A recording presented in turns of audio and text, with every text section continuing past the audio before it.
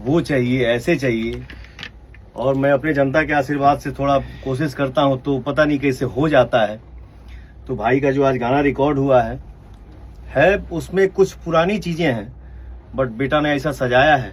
नाम ना धरो, इंसान के लिए सारा काफी। जैसे कि पावर स्टार पवन सिंह का एक गाना कल आने वाला है एसएफसी म्यूजिक चैनल पे, सैया जी सुनी न करके। ये पुराना ही गाना है लेकिन नया इसमें कुछ अपडेट किया गया है और नया फोक जो गाने हैं उसमें कुछ नए मिक्सिंग के साथ इस गाने को लाया जा रहा है। वहीं कल पावर स्टार का जो स्टेज शो था उसमें उन्होंने कुछ ऐसी बातें बोली थी जिसको इनके खुद के फैंस ने ज्योति सिंह के साथ जोड़ के देखा कि उन्होंने ज्योति सिंह के लिए ऐसी बातें बोली है कि नर हो या नारी, सब अपने दिमाग से चलता है और नाम नहीं रखूँगा, आप लोगों के लिए इशारा काफ़ी है, आप लोग मेरी तरफ से जवाब दे दीजिएगा।